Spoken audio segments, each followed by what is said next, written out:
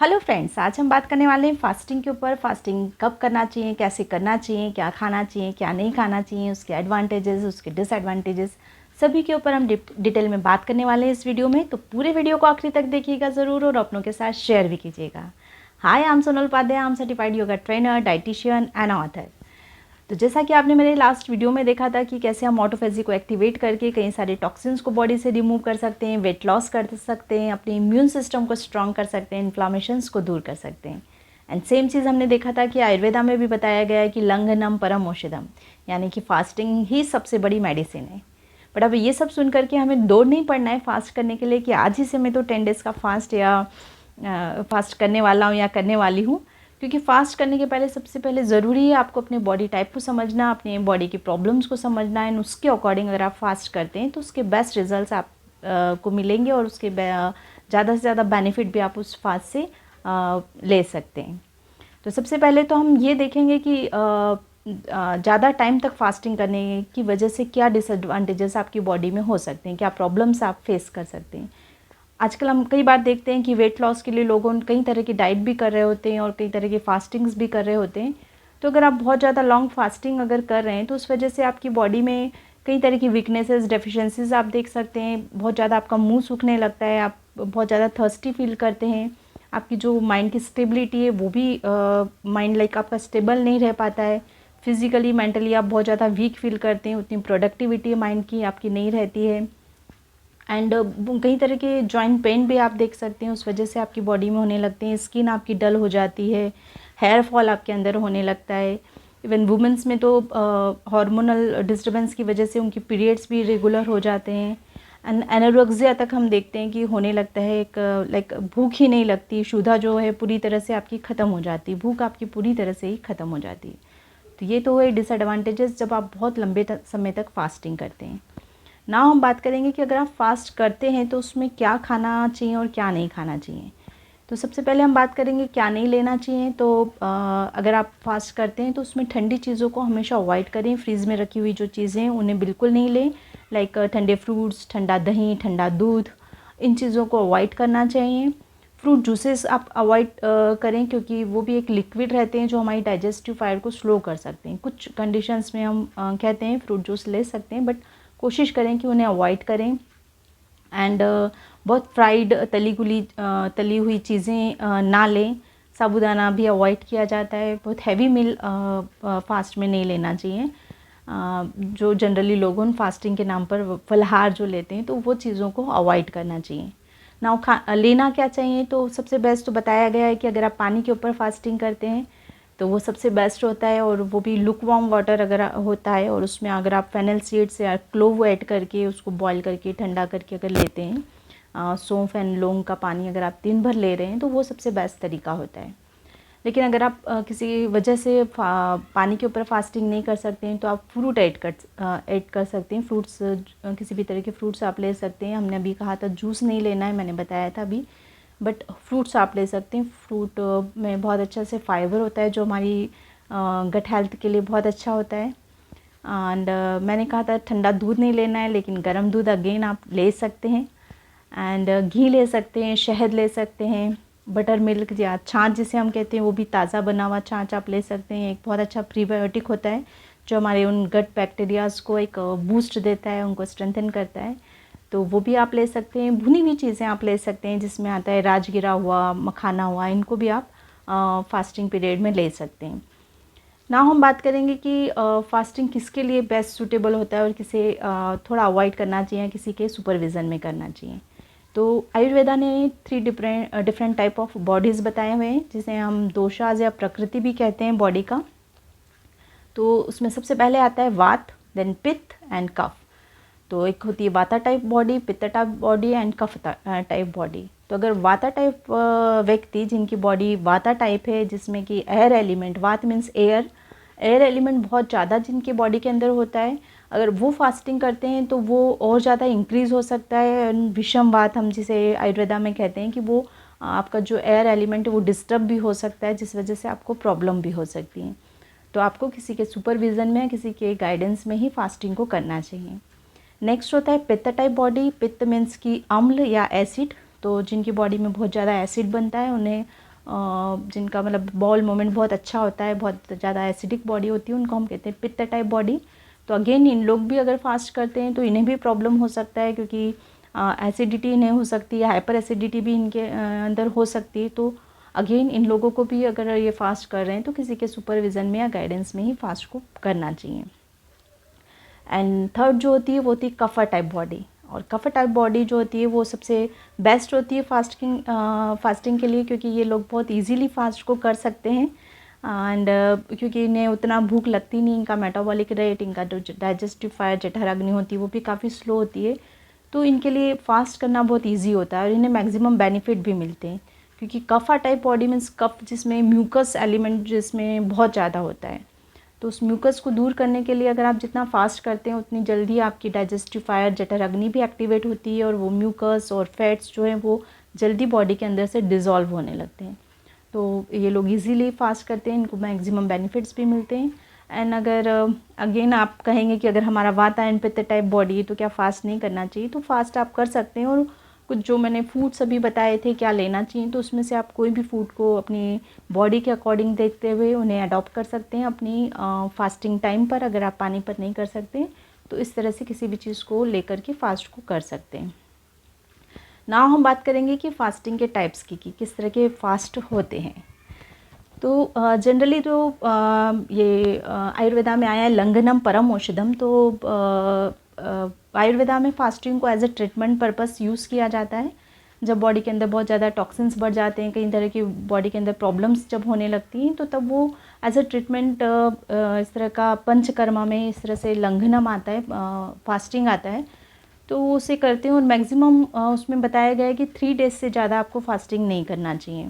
और वो भी उनके सुपरविज़न में जब ये फास्टिंग करवाते हैं और जब वो देखते हैं कि धीरे धीरे बॉडी का जो एनर्जी लेवल है वो इंक्रीज़ हो रहा है, बॉडी बहुत हल्का फील कर रही है, बॉडी का जो डाइजेस्टिव फायर है वो एक्टिवेट हो रहा है, अच्छे से भूख लगने लगी है, तो फिर धीरे धीरे वो मील लेना स्टार्ट करते हैं, लिक्विड, सेमी सॉलिड, सॉलिड, इस तरह से वो फिर फास्ट को तोड़ते हैं।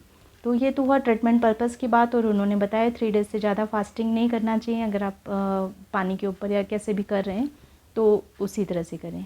नाउ हम बात करेंगे 24 आवर फास्टिंग की। जैसे कि हमने देखा था कि हफ्ते में एक बार आप फास्टिंग कर सकते हैं 24 आवर का, और उसमें आप जैसे कि मैंने बताया कोई भी चीज़ लेकर के फास्ट को अपनी बॉडी के अकॉर्डिंग एडॉप्ट करके इंक्लूड करके फास्टिंग को कर सकते हैं। कोई भी फूड्स हैं या पानी है, फ्रूट्स हैं, जो भी आपको सूट करता है। तो ये तो हुआ 24 आवर का फास्टिंग। नाउ हम बात करेंगे इंटरमिटेंट फास्टिंग की। तो इंटरमिटेंट फास्टिंग ये वर्ड्स जहाँ से आया है हमने उसे एज इट इज़ ही ले लिया है, क्योंकि हमारे कल्चर का वर्ड नहीं है। हमें आयुर्वेदा ने भी फास्टिंग बताया है कि आप ब्रेक करके भी फास्टिंग कर सकते हैं, लॉन्ग आवर्स का भी फास्टिंग कर सकते हैं। बट हम उसको तो हमने नहीं अपनाया, लेकिन इंटरमिटेंट फास्टिंग को हमने बहुत जल्दी कैच किया। और क्योंकि ये एज इट इज़ बाहर से आया और हमने उसे एज इट इज़ ही अडॉप्ट कर लिया है।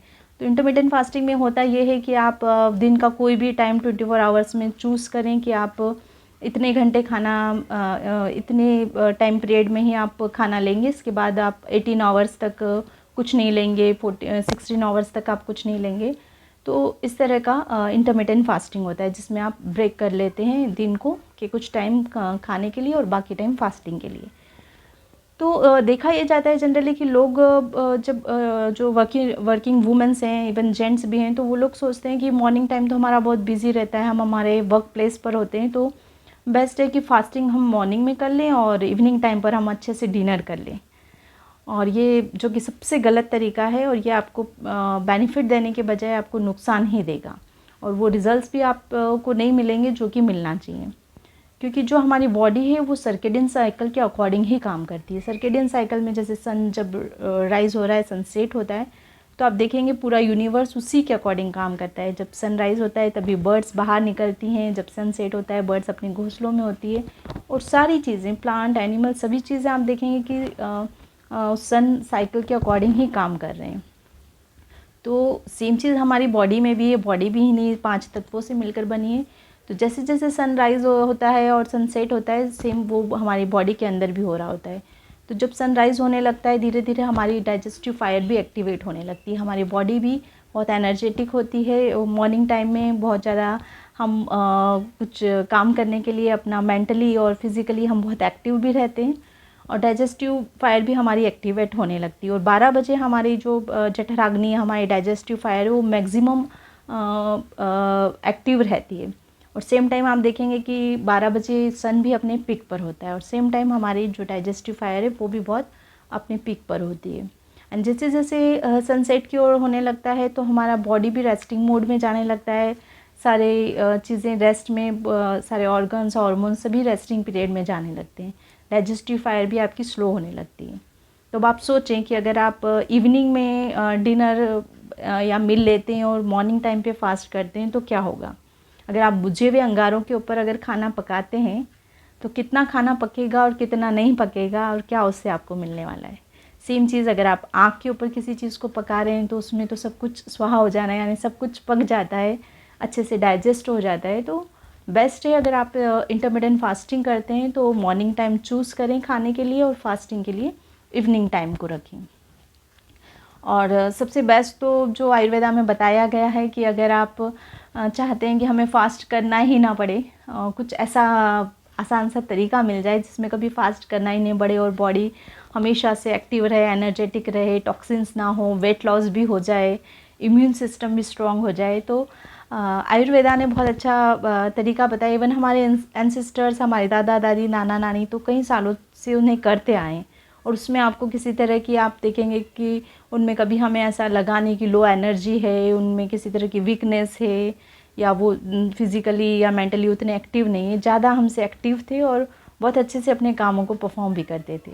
और वो तरीका है कि दिन में 2 बार खाना खाना, यानी कि लंच एंड डिनर, और वो भी बहुत ही सुपाच्य हल्का सात्विक भोजन अगर आप करते हैं तो आपको कभी लाइफ में फास्ट करने की ज़रूरत ही नहीं है, क्योंकि इजीली आपका खाना जो भी है, आपने मॉर्निंग में अगर लंच लिया है तो वो इजीली डाइजेस्ट हो जाता है इवनिंग तक, एंड इवनिंग में खाया हुआ खाना फिर आपको रात को एक अच्छा सा टाइम मिल जाता है उसे डाइजेस्ट करने का, बॉडी को हील करने का, बॉडी को रेस्ट करने का।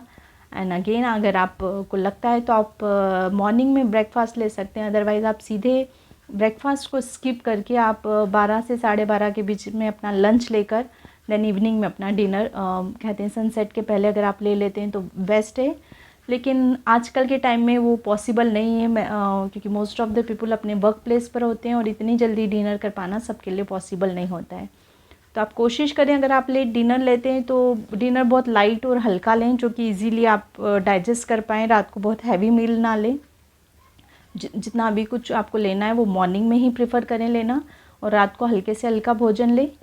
और इस तरह से आप अपने बॉडी को की ऑटोफेजी को भी एक्टिवेट कर सकते हैं, बॉडी में कई तरह के इन्फ्लामेशंस को दूर कर सकते हैं, बहुत इजीली आप वेट लॉस कर सकते हैं। लाइक बहुत ही सुखपूर्वक किया हुआ ये फास्ट होता है जिसमें कोई एफर्ट नहीं है, आपको अपनी क्रेविंग्स को कंट्रोल नहीं करना होता है, क्योंकि खाना आपने खाया हुआ है, आराम से आप अपने काम भी कर रहे हैं, ज़्यादा एनर्जेटिक आप फील कर पाते। क्योंकि अगर हर टाइम आप कुछ ना कुछ खाते रहेंगे तो आप सोचिए कि आपकी जो प्राणिक एनर्जी है, आपका जो वाइटल फोर्स है, वो फुल टाइम आपका भोजन, आपका खाना ही डाइजेस्ट करने में अगर लगी रहेगी तो बाकी काम कब कर पाएगी।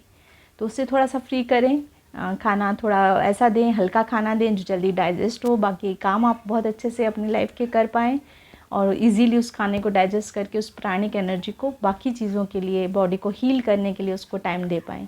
एंड सेम चीज़ होती है अगर आप लेट नाइट हैवी डिनर कर रहे होते हैं तो आपकी बॉडी हील नहीं कर पाती है, क्योंकि जब आप सो रहे होते हैं तो बॉडी को खाना डाइजेस्ट करने का आप काम देकर सोते हैं, तो जब आप सुबह उठ रहे होते हैं तो आप बहुत लेथार्जिक फील करते हैं, थका हुआ फील करते हैं, हेडेक, माइग्रेन भी फील करते हैं, क्योंकि आपकी बॉडी पूरी तरह से रेस्ट कर नहीं पाती, क्योंकि वो तो अपना खाना ही डाइजेस्ट कर रही थी। जब रेस्टिंग टाइम आता है तो आपकी मॉर्निंग हो जाती है, तो इस वजह से कई सारी प्रॉब्लम्स होती है, साउंड स्लीप भी हम नहीं ले पाते हैं। तो कोशिश करें रात का खाना कम से कम हल्के से हल्का लें, और अगर आप 2 टाइम भोजन कर सकते हैं ठीक है, बीच में आप कुछ फ्रूट्स ले सकते हैं, आप सलाद ले सकते हैं और कुछ भी हेल्दी ऑप्शंस को ले सकते हैं। तो इस तरह से आप अपनी बॉडी के अंदर कई सारे जो टॉक्सिन्स हैं, दोषाज हैं, उनको रिमूव कर सकते हैं, अपने इम्यून सिस्टम को स्ट्रॉन्ग कर सकते हैं, अपने ओज को, अपने तेज़ को बढ़ा सकते हैं, एनर्जी को बढ़ा सकते हैं, और वेट लॉस बहुत इजीली, बहुत आराम से, सुखपूर्वक कर सकते हैं। आई होप कि आज का वीडियो आपको पसंद आया होगा, एंड ज़्यादा से ज़्यादा लोगों को शेयर करें और ये आपके लिए बहुत ज़्यादा यूज़फुल हो, ऐसी मैं प्रेयर करती हूँ, ऐसी मैं आशा करती हूँ सभी से। एंड इसी तरह से फास्टिंग को जैसा आपको ठीक लगता है आप किसी भी फास्टिंग को अडॉप्ट करके अपनी बॉडी को हील एंड हेल्दी करें। एंड मिलते हैं अगले वीडियो में, तब तक के लिए good bye, God bless you all. Channel को सब्सक्राइब करें ताकि ऐसी और भी इंटरेस्टिंग इन्फॉर्मेशन आप मिस न कर पाएँ। नमस्ते।